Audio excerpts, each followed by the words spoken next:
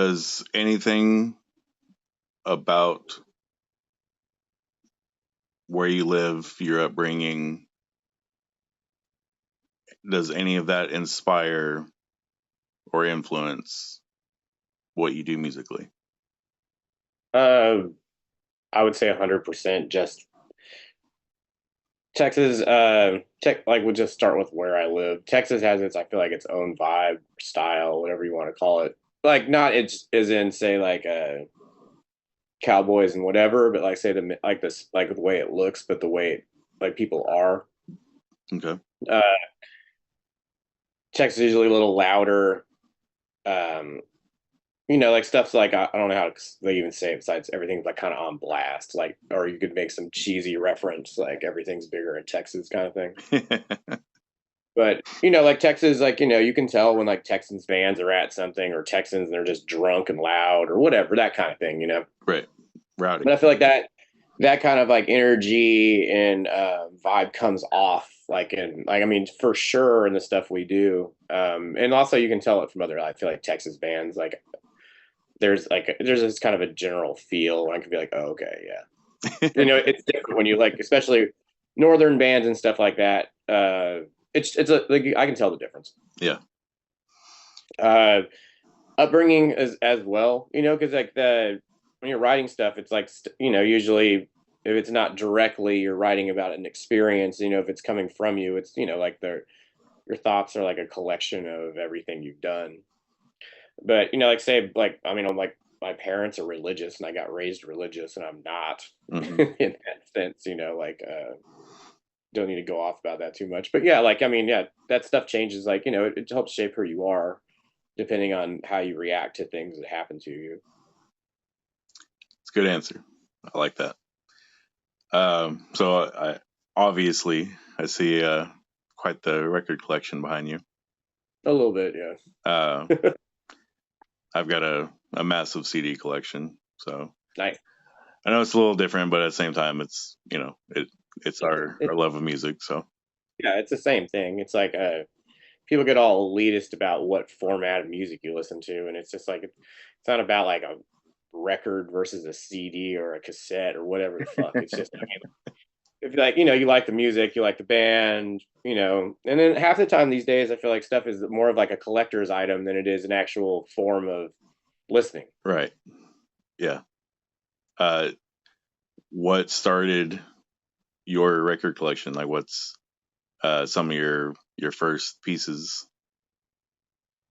When was I started collecting? I think I started like first started really getting into vinyl like when I was like 15 or 16. Mm-hmm. At the time I was listening to a lot of punk, so I think it was stuff like the Dead Boys, Lords of the New Church, the Exploited, GBH, stuff like that. Mm-hmm. Do you have some rare items? I got a couple things that are rare. I have some old like in that world I have some weird old Misfit bootlegs. Um, Stuff from like the early 90s. I have a bunch of like helicopters and Turbo Negro pressings that like people just I mean there's like the like some of these records I just kind of have from things. I'm like, oh, these are worth money now. Oh, Yeah. I'm taking those out at DJ and stuff like that. Cause I mean, some of the like a lot of the metal stuff I had like in that sense from that time frame was like mass produced stuff, so it's not or I mean it's just not like or I haven't even looked it up, Hmm. but I don't really know how much that's worth. Some of those things like people have been like, you have what record? I'm like, oh, that's worth money. That's I don't know if you're into gaming at all, but um, since the Silent Hill games came out, like I've been a fan of those and bought them all like the day they came out or as soon as they came out, kind of thing. And I think it was like 2 years ago. I just happened to look up what they were worth on Google. I just and on eBay as well. I just like put in like Silent Hill 1 with case or whatever, and it was like going up to like $1,000 and shit. I was like, oh, whoa! Like I paid $20 for that at Best Buy. Like, Whoa. Yeah, it's crazy. Sometimes it's just like things that what is it? Things that are just what's it called? Just not like you don't think about it when you get it, and then years later you're like, why is this worth a bunch of money? Yeah. Yeah. Um, so tell me, what got you into music in general? Like what when you were growing up, and what got you into playing?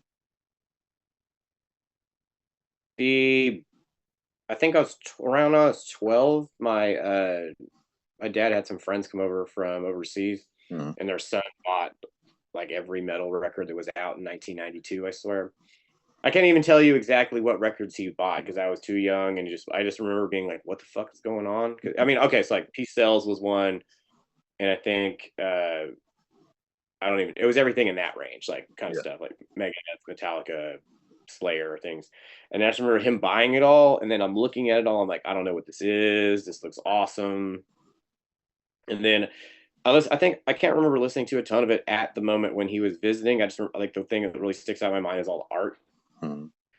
And then after that, when I started getting into like say Guns N' Roses, Metallica, Sepultura, White Zombie, stuff like that. Mhm. Uh, Somewhere along the lines in there, I got a guitar. I can't really remember. I was like, I need to play guitar because this is everything I like, and I ended up getting one. But somewhere I thought, I mean, just as easy as it sounds, I think Metallica was like one of the first. Like Inner Sandman's probably one of the first things I learned on guitar. So there you go, something in that range. Uh, I think that's pretty standard, and not Yeah, not in a bad way. I mean, it's what it is for a reason, you know. I mean, people hate on that record all the time, and I'm like, I was at the age where that thing came out where I was like, this record's great. I have like no problems with the Black Album. Don't give one fuck. Yeah. Like, but yeah, like I don't know. Everybody's like 5 years older than me. Like that record fucking sucks. I'm like, all right, whatever. I know it's still 30 years later. It's still a never-ending battle. 30 plus years Yeah, there. It's crazy. it is funny that people are like that record totally sucks, and it's like the biggest metal record of all time. Still, like I mean, it, yeah, it and it's still it breaking is. records. I mean, it is a departure from what they were doing, and it's more it's like a rock record versus them just being a thrash band, but it's still. And I understand everybody's point on that because like you can I get into it about everything after that, but whatever. Yeah. Um. So then, you got your first guitar along the way, and The first thing I ended up getting was like a classical guitar I got from like an antique shop, I think it was. My parents weren't even really like helping me get a guitar, and I found one for like $30. So I was like, cool. I'll learn how to do something on this. yeah, you gotta And start it kind somewhere. of just went from there. Like, because when I first started playing and stuff, it was like I really like in a couple of years got into punk, so that's kind of like the direction it went. Like, where it's just me playing power chords and trying to write some simple songs and some things like that, and our friend like covering old punk songs. Um. So when did the like extreme kick in for you, like the extreme stuff? I'd say probably late, probably like 19-ish, something like that. Yeah. When I started getting into more stuff that was like heavier and not just like say I would go with like some stuff that was more underground and not just like mainstream, like I mean it doesn't matter, but bands like Sepultura and stuff like that at the time were just huge, Yeah. like they're all over the place, like when Headbangers Ball still existed in like the original format kind of thing. But as far as playing, like I think like playing stuff with punk for a while, it started becoming like I started learning more things that were like metal, like I think in like my early 20s, and it kind of went from there. Like in that somewhere in like mid 20s range, I joined a band called Venomous Maximus, and it's like a kind of like a heavy metals, like a little bit of doom, some stuff like that, and that's kind of like where everything changed, like where me, like as far as playing in metal and stuff like that, Yeah. and then it's kind of just evolved over the years, and then yeah, I am like wherever I am, I ended up where I'm at the moment after all of that. So we'll go there. How did Necrofier come along for you? for me, like so the other like the other band I was talking about was in like it was just I could tell it was naturally kind of on its way out. Yeah.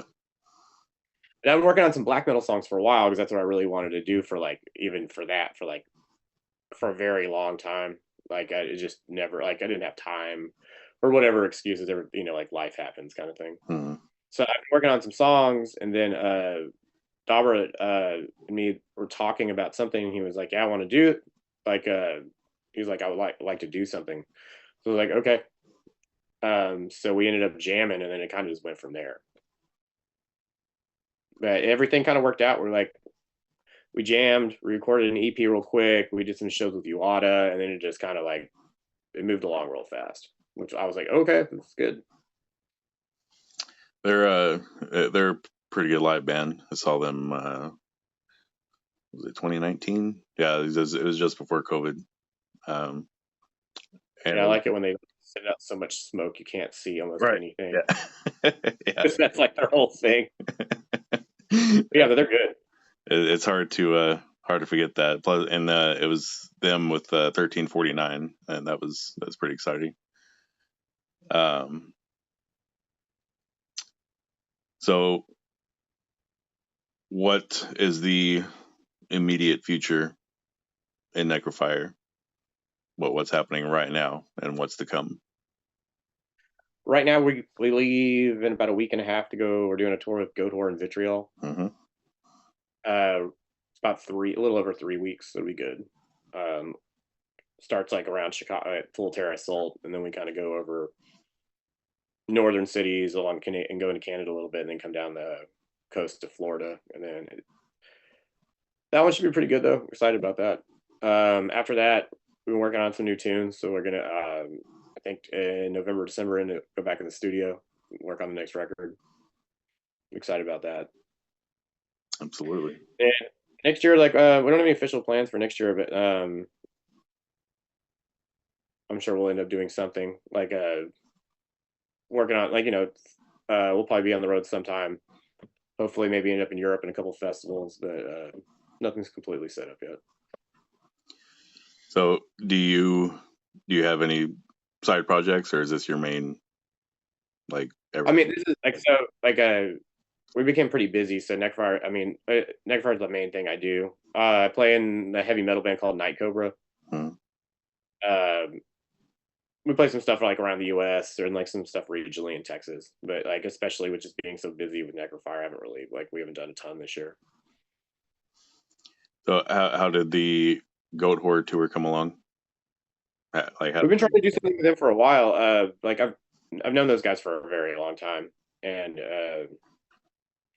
we've been talking about doing something. And the last couple times they asked us to go out, like it just wasn't like there was something else going on. So finally, they're like, "Okay, this." I'm like, "Yes, we can do this." But there's another like I'm excited for that. I think the show should be great, but just like they're good friends, and it's nice to be out on the road with people like you get along with, especially when you have to see them that many times yeah, in a row for a month. yeah, they're solid. I think I've seen Goat Horde four or five times over the years, and always great, always great. They're always great. They're a machine. They like never stop. Never, yeah, tour machine. Um, so how did COVID affect your world? Like I'm a concert promoter besides band stuff, so uh, I didn't really do a ton during it. I mean, I worked on a bunch of music. We recorded that first Necrofier record during that time. Hmm. But it just like I mean, it was kind of like it was a good little break from just like the insanity that is usually my life for a while. Then it just got weird because it was going on for a while. But um, I don't know. It gave me a ton of time to kind of like rethink things, work on some stuff I'd never had time to. Just I don't know. Yeah, I mean, it was a very strange time for everyone, but there's a period of it. I was like, okay, cool. Yeah, I like asking that, um, because again, for everyone it was different, even though we were all in the same predicament for the most part. So um, you get different answers, and I think it's always going to be an interesting because obviously we collectively went through it. So, and something like that is completely unprecedented, and hopefully we never go through that again. Because I don't think it would happen again the same way. Oh, it definitely would not. I don't think anything like that could ever happen again in that sense. The only time I think people would go into the house is if there was like people dying in the streets, like outbreak or something. Yeah, yeah. It would definitely take something that serious. So I've got another question, and it doesn't have to be just for Texas, but I'm curious what your answer is going to be. Where are the best tacos? I mean, like in my town or just like in the region? Oh, in Texas for sure. Like, I don't, I mean, it's not even, I mean, people in California will say something different, but that's just a lie. But even like, I mean, like, because everyone has like, even like tacos in Mexico are really good. Mhm.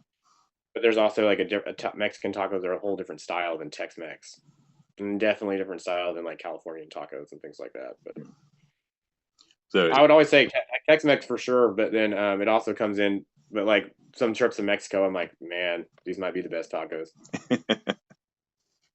is there a specific place that you like going to, or that you would suggest? Uh, in Houston, there's a place called Cantina Barbara. It's my favorite.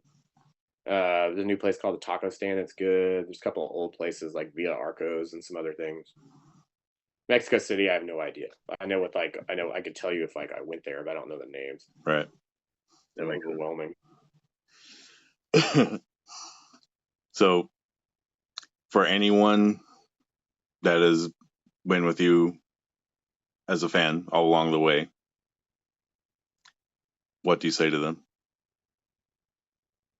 Um, any kind of reference, or you just mean in general? Just in general, just uh, Uh, someone that's followed you, you know. I mean, first I'd be like, thank you for paying attention to anything I do. But secondly, I mean, with the band, there's more. Like, I think the band keeps go. I feel like the band keeps evolving, and I feel like it's going in the right direction. So, especially I would say the next record, I feel like is uh, watch out. Like, it's like I think it should be like a everyone should be pretty happy with it. I think at least the way it's going. All right. So, last question. This can go for touring and or recording. Who would you just absolutely love to collaborate with? Touring, would be something great to go out with. I'd love to go out with Merciful Fate at some point. Just like I love Merciful Fate, and it would be like just to do something that would be insane. Uh, yeah, that Merciful would be. Fate. The specifically Merciful Fate, not just King Diamond. I mean, don't get me wrong. I wouldn't turn down King Diamond either. Merciful Fate specifically, just like I like King Diamond stuff a lot, but like Merciful Fate is like next level, like kind of at least for stuff. Have you been able to see them live? Yeah, I saw them a couple times since they like have been playing the last couple of years, and it was both times were great. Like,